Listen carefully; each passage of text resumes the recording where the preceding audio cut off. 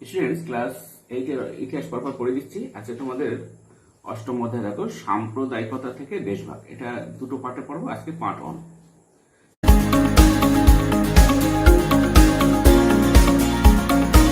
1857 খ্রিস্টাব্দের বিদ্রোহে হিন্দুস্তানের হিন্দু ও মুসলমানরা ব্রিটিশ শাসনের বিরুদ্ধে ঐক্যবদ্ধ প্রতিরোধ গড়ে তুলেছিল। যারা হিন্দু ধর্মাবলম্বী আর যারা মুসলমান ধর্মাবলম্বী সবাই মিলে লড়াই করেছিল। কারণ সবাই তো হিন্দুস্তান, মানে হিন্দুস্তান বলতে ইন্ডিয়া আর ভারতবর্ষের সবাই বাসিন্দা, তা সবাই মিলে 1857 খ্রিস্টাব্দে বিদ্রোহে অংশগ্রহণ করেছিল।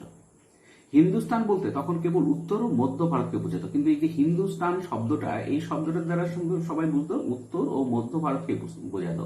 অথচ 1857 খ্রিস্টাব্দের বিদ্রোহের ঠিক 90 বছর পরে সেই হিন্দুস্তানের পঞ্জাব প্রদেশের উপর দিয়ে চলে গেল ভারত ভাগের সীমারেখা। এই যে ভারত ভাগ হলো তখন 90 বছর পরে, মানে ভারত যখন স্বাধীনতা পেল, ভারত পাকিস্তান দুটো আলাদা দেশ হয়ে গেল। এই যে ভাগ, এবং বাংলাও কিন্তু ভাগ হয়ে গেল। বাংলারও দেশভাগের যন্ত্রণা দীর্ণ হয়ে থাকলো।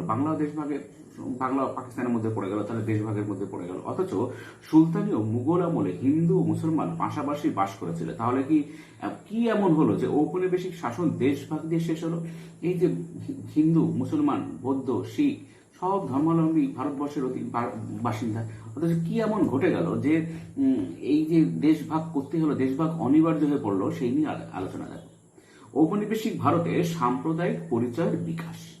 19 শতকের শেষ দিকেও ভারতীয় উপমহাদেশে মুসলমান সম্প্রদায় বলতে কোনো নির্দিষ্ট বিষয় বোঝাতো না, বরঞ্চ অঞ্চলভেদে মুসলমানদের মধ্যে অর্থনৈতিক ও জীবনযাপনের তারতম্য ছিল। পাশাপাশি বিভিন্ন অঞ্চলে মুসলমান জনসংখ্যার হারও সমতা ছিল না।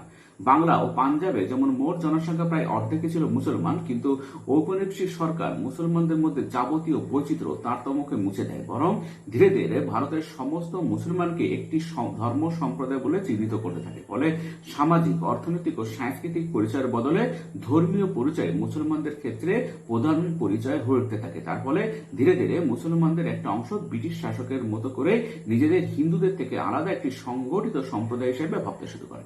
এই যে বাংলার মুসলমান আর পাঞ্জাবের মুসলমান তো এক ছিল না। হ্যাঁ, বাংলার সংস্কৃতি আলাদা, পাঞ্জাবের সংস্কৃতি আলাদা, অন্য জায়গায় সংস্কৃতি আলাদা। তা কিন্তু এই যে তাদের সাংস্কৃতিক পরিচয় নষ্ট করে দিয়ে তাদের একটা শুধু ধর্মীয় পরিচয় একটা সীমাবদ্ধ করে দেওয়া হলো।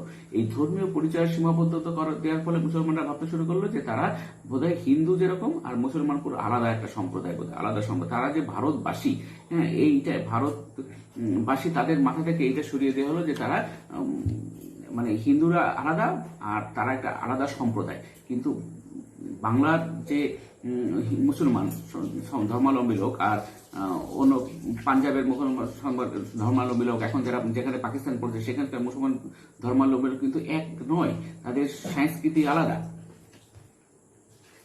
এবার দেখো, ঔপনিবেশিক প্রশাসন ভারতীয় সমাজের বিভিন্ন অংশকে আলাদা আলাদা করে দেখতো। সেইভাবে এক একটি সামাজিক অংশের জন্য এক এক রকম প্রশাসনিক পদক্ষেপ নিত। আর ওরা ব্রিটিশ শাসকের প্রধান অস্ত্র হয়ে উঠেছিল যে ভারতকে ভাগ করো, ভারতের জনগণের মধ্যে একটা বিভাজন রেখা তৈরি করো, বা হিন্দু মুসলিম যে ধর্মীয় পরিচয়কে বড় করে দেখাও আর কি।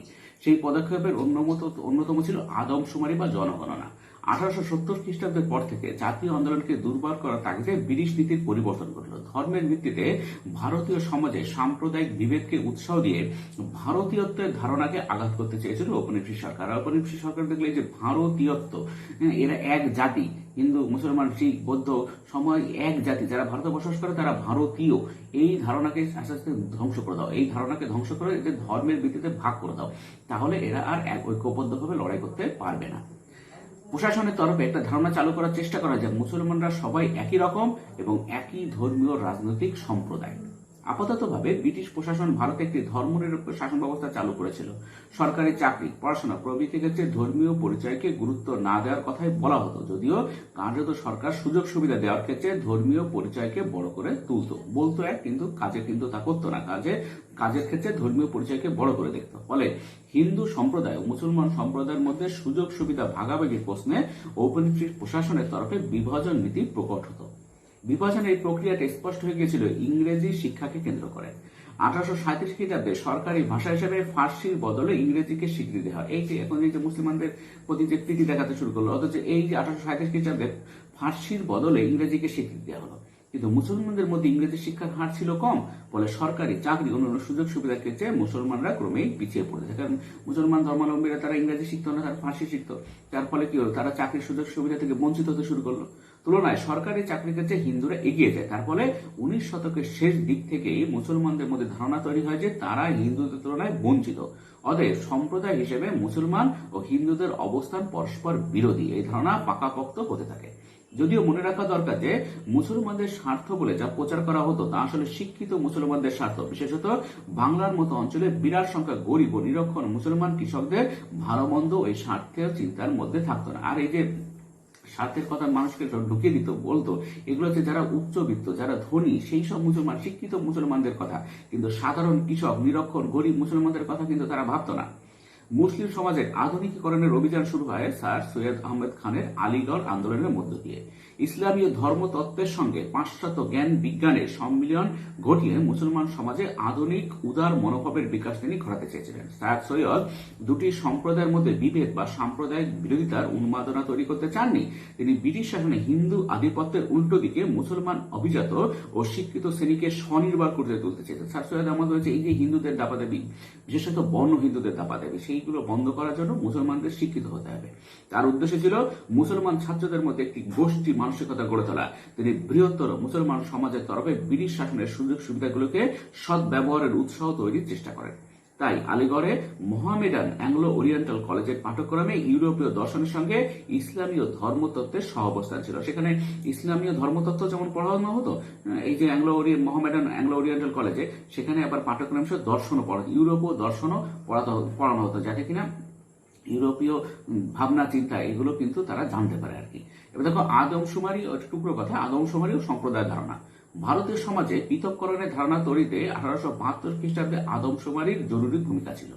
ওই জনগণনায় ভারতবর্ষের জনসংখ্যার বিন্যাসের ধারণাটি পরিষ্কার হয়। পাঞ্জাব ও বাংলায় জনসংখ্যার অর্ধেকই মুসলমান, সেটা স্পষ্ট বোঝা যায়। আদমশুমারির ক্ষেত্রে ঔপনিবেশিক সরকার ব্যক্তির ধর্মীয় ও জাতিগত পরিচয়কে প্রধান বলে ধরে নিয়েছিল। ফলে ধর্মের ভিত্তিতে প্রতিটি সম্প্রদায় উন্নয়নের খাতিয়ান রাখা হতো আদমশুমারিতে।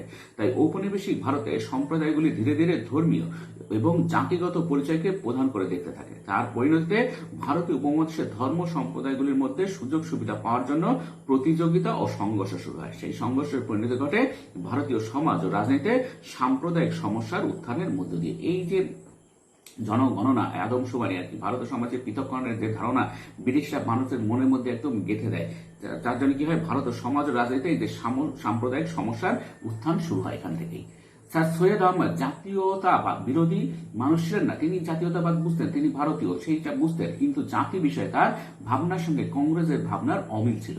তিনি জাতীয় কংগ্রেসের সরাসরি বিরোধী ছিলেন, কেননা তার ধারণা ছিল কংগ্রেস আসলে সংখ্যালঘু হিন্দুদের প্রতিনিধি সভা। তিনি জাতীয় কংগ্রেসকে পছন্দ করতেন না, কারণ কি, জাতীয় কংগ্রেসে আসলে সংখ্যাধিক্য ছিল কি হিন্দুরা, এবং তিনি ভাবতেন এটা হিন্দুদের প্রতিনিধি সভা, অতএব এখানে মুসলমানদের কোনো কাজ নেই। তিনি মুসলিমদের জাতীয় কংগ্রেসে যোগ না দিতে উপদেশ দিয়েছিলেন, যদিও অন্যান্য মুসলিম নেতা যেমন বদরুদ্দিন তৈয়বজি কংগ্রেসেই যোগদান করেছিলেন। উত্তর ভারতীয় মুসলমান সম্প্রদায়ের মধ্যে স্যার সৈয়দের নেতৃত্ব সকলে মেনে নেননি। সৈয়দ আহমদের পাশ্চাত্যকরণের বিষয়টিকে উলেমা কখনোই পছন্দ করেনি। তার নিজেদের প্রাধান্য নষ্ট হওয়ার আশঙ্কায় ইসলামীয় সর্বজনীনতা ও স্বাতন্ত্র্যের কথা বলেছিলেন। এদের মধ্যে উল্লেখযোগ্য ছিলেন জামাল উদ্দিন আল আফগানির মতো গোড়া উপনিবেশ বিরোধী ব্যক্তিত্ব। 1898 খ্রিস্টাব্দে স্যার সৈয়দ আহমদের মৃত্যু হয়। তার কিছুদিনের মধ্যে মুসলমান রাজনীতির ভরকেন্দ্র রূপে আলীগড় গুরুত্ব হারাতে শুরু করে। সৈয়দ আহমদ মৃত্যুর পরে আর আলীগড় আর মুসলমান সমাজের রাজনীতির ভরকেন্দ্র থাকে না। সেই সময় আলীগড়ের তরুণ প্রজন্মরা উপযুক্তভাবে সংগঠিত হয়নি। সনাতন মুসলমান সমাজকে এড়িয়ে ব্রিটিশ সরকারের মাধ্যমে নিজেদের দাবিগুলি সফল করে তোলার পন্থা তাদের অসাড় মনে হয়েছিল।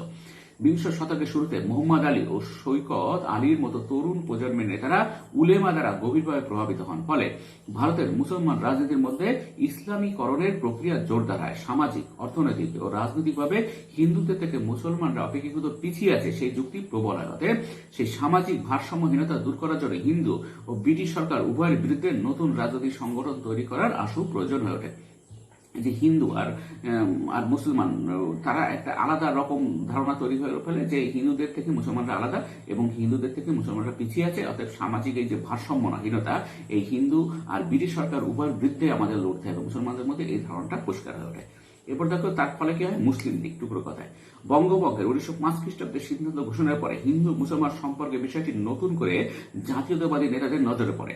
অন্যদিকে ব্রিটিশ সরকারের পক্ষ থেকে পিছিয়ে পড়া মুসলিম সম্প্রদায়ের শিক্ষিত শ্রেণীর কাছে বেশ কিছু সুযোগের সম্ভাবনা তুলে ধরা হয়। শিক্ষা, চাকরি ও রাজনীতির সুযোগ পাওয়ার জন্য বাংলা ও উত্তর ভারতের শিক্ষিত মুসলমানরা একজোট হয়েছিলেন। 1906 খ্রিস্টাব্দের ডিসেম্বর মাসে ঢাকায় মোহামেডান এডুকেশন কনফারেন্সের অধিবেশন বসে। তখন থেকে মুসলমানদের জন্য একটি আলাদা রাজনৈতিক সংগঠনের ভাবনা জোরদার হয়। ফলে ওই অধিবেশনে মুসলমানদের জন্য অল ইন্ডিয়া মুসলিম লীগ সংগঠন তৈরি হয়। ওই সংগঠনটির লক্ষ্য ছিল মুসলমানদের স্বার্থ ও রাজনৈতিক অধিকারের প্রতি নজর রাখা, পাশাপাশি ব্রিটিশ সরকারের প্রতি অনুগত থাকার উদ্দেশ্য লীগের ছিল। তারা মুসলমানরা ভাবতে শুরু করে যে ব্রিটিশ সরকারের প্রতি অনুগত থাকবো এবং অনুগত থেকে যত সুযোগ সুবিধা আদায় করা যায় সেটা দরকার তাদের। 1910 খ্রিস্টাব্দ পর্যন্ত মোহামেডান এডুকেশন কনফারেন্সের সঙ্গে লীগের কাজকর্ম চলতে থাকে। পরে অবশ্য সংগঠন দুটি আলাদা হয়ে গিয়েছিল। মুসলমানদের মধ্যে যারা কংগ্রেসের সমর্থক ছিলেন তারা লীগ তৈরির বিরোধিতা করেছিলেন, কিন্তু সেই বিরোধিতায় বিশেষ কাজ হয়নি, কারণ ভারতের বিভিন্ন প্রদেশের মুসলিম লীগের প্রসার ঘটে। এবার দেখো, এবার মুদ্রার বিপরীত দিকটি দেখা যায়। সম্প্রদায় হিসেবে হিন্দু ও মুসলমানের স্বার্থ যে পরস্পর বিরোধী, সেই ভাবনা তৈরি হওয়ার পিছনে হিন্দু শিক্ষিত মধ্যবিত্তেরও যথেষ্ট ভূমিকা ছিল।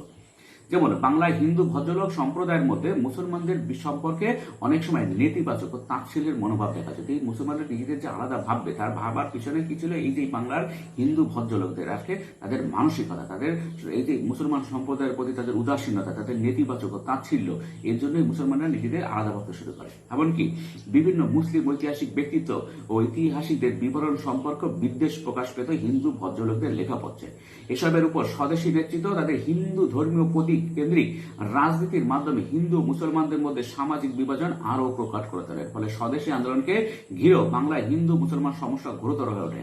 বঙ্গভঙ্গ বিরোধী নেতারা বলতে থাকে হিন্দুদের তুলনায় মুসলমানদের বেশি সুবিধা দেওয়া হচ্ছে, ফলে বাঙালি পরিচয়ের বদলে হিন্দু মুসলমান পরিচয় বড় হয়ে উঠতে থাকে।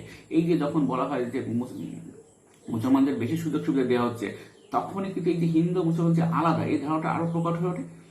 ফলে বাঙালি পরিচয়ের বদলে হিন্দু ও মুসলমান পরিচয় বড় হয়ে ওঠে। যে আমরা বাঙালি, আমরা হিন্দু মুসলিম সে ধর্ম পরিচয়, ধর্ম যার ব্যক্তিগত ব্যাপার, এই ধর্ম পরিচয় আড়ালে আমরা যে বাঙালি, ভারত এইটা কিন্তু আর থাকছে না আর কি। তার উপরে বাংলার গরিব কৃষকদের বিদেশি কাপড় বয়কট করার জন্য জোর করা হয়। কাজেই বঙ্গভঙ্গ বিরোধী আন্দোলন একসময় হিন্দু মুসলমানের পারস্পরিক বিরোধে পরিণত হয়। এবং মুসলমান সম্প্রদায় তখন একটু গরিব ছিল, এবার তাকে বাংলার কৃষক, গরিব কৃষকদের এই যে জোর করে তাদের বয়কটের নিয়ে, তাদের বিদেশি কাপড় বয়কট করা, তাদের সব পুড়িয়ে ফেলা হবে। বিদেশি কাপড় পুরানোর ফলে কি হচ্ছে, দেখো বিদেশি কাপড় সস্তা ছিল, সস্তা জিনিস আর দেশি জিনিসপত্র তৈরি করার মতো পয়সা তাদের ছিল না, সেইটা না ভেবে তাদের জোর করে তাদের কাছে কেটে নিয়ে পুড়িয়ে দেওয়া হলো। তাদের কি হলো, তাদের আরো মনে বিদ্বেষ তৈরি হতে শুরু করলো। জাতীয় কংগ্রেস প্রাথমিক পর্বে স্থির করেছিল যে তারা এমন কোনো প্রস্তাব নেবে না যা মুসলমান স্বার্থ বিরোধী। বহু মুসলমান কংগ্রেসের প্রাথমিক পর্যায়ে যোগদান করেন, কিন্তু এরই পাশাপাশি হিন্দু পুনরুজ্জীবনমুখী সাংস্কৃতিক আন্দোলন রাজনৈতিক চরম পথার জন্ম দেয়। এই উদ্যোগে হিন্দু ধর্মের কল্পকাহিনী এবং প্রতীক চিহ্নের মাধ্যমে ভারতীয় জাতিকে চিহ্নিত করার চেষ্টা হয়েছিল। 19 শতকের হিন্দু সমাজের সংস্কারমুখী ধারা থেকে জন্ম নিয়েছিল ওই পুনর্জাগরণের আন্দোলন। এর অন্যতম বস্তু ছিল হিন্দু সভ্যতার গৌরবময় অতীত সম্পর্কে গর্ববোধ ও অতিরঞ্জিত কল্পনা। হিন্দু পুনরুজ্জীবনবাদীরা ভারত ও হিন্দুকে সমার্থক বলে প্রচার করতে থাকেন। বলা হতে থাকে মুসলমান শাসনের কারণে সেই সভ্যতার অধঃপতন করেছে, ব্রিটিশ শাসনের ফলে সেই সভ্যতার অস্তিত্ব বিপন্ন হয়েছে। পুনর্জাগরণবাদীরা অবশ্য হিন্দু সংস্কারবাদীদের পাশ্চাত্য যুক্তিবাদী মনোভাবকে সমর্থন করেননি। ফলে তাদের কাছে ইংরেজ শাসন ও উদারপন্থী সংস্কারকেরা জাতীয়তাবাদী হিন্দু রাষ্ট্রের গঠনের পথে বাধা হয়ে দাঁড়িয়েছিল। হিন্দু জাতীয়তাবাদ প্রধানত উঁচু জাতির সংস্কারকদের ব্রাহ্মণ্য মতানুসারী ছিল। অধিকাংশ বিপ্লবী জাতীয়তাবাদীরা ভারতের সংস্কৃতি ও ভারতীয় জাতিকে হিন্দু ধর্ম, হিন্দুদের বলে চিহ্নিত করতে থাকেন। উদাহরণস্বরূপ তিলকের শিবাজী ও গণপতি উৎসব, অরবিন্দের দেশকে মাতৃবন্দনা ও জাতীয়তাবাদকে ধর্ম হিসেবে দেখা, গীতায় হাত রেখে বিপ্লবী শপথ নেওয়া প্রভৃতির কথা বলা যায়। আর মুসলমানরা তো তারা এতে আরো নিজেদের আলাদা ভাবতে শুরু করে। এসবের ফলে মুসলমান জনগোষ্ঠীর কাছে চরমপন্থী রাজনীতির আবেদন কমে এসেছিল। এই যে চরমপন্থীরা যে আন্দোলন শুরু করে, তিলকের শিবাজী উৎসব, গণপতি উৎসব, অরবিন্দের মাতৃবন্দনা, জাতীয়তাবাদকে ধর্ম হিসেবে দেখা, এগুলো তাদের কাছে এই যে চরমপন্থীদের যে রাজনৈতিক আদর্শ, এই ফলে তাদের মুসলমানদের কাছে এই রাজনৈতিক আদর্শ একদম আবেদন একদম কমে যায় আর কি। এর অর্থ এই না যে হিন্দু স্বাধীনতা সংগ্রামীরা সবাই সচেতনভাবে মুসলমানদের দূরে রাখতে চেয়েছিলেন, বরং অনেকে দুটি সম্প্রদায়ের মিলনে দেশের অনগ্রসরতা দূর করা যাবে বলে ভাবতেন। সবাই যে একরকম ছিল তা না, সবাই অনেকেই ভাবতেন যে দুটি সম্প্রদায়ের মিলনই দেশের অনগ্রসরতা দূর করলে সব সমস্যা মিটে যাবে। অন্যদিকে শিক্ষিত মুসলমানদের একটি বড় অংশ জাতীয় আন্দোলনে হিন্দু ধর্মীয় ঝোঁকের ফলে আন্দোলন থেকে দূরে সরতে থাকেন।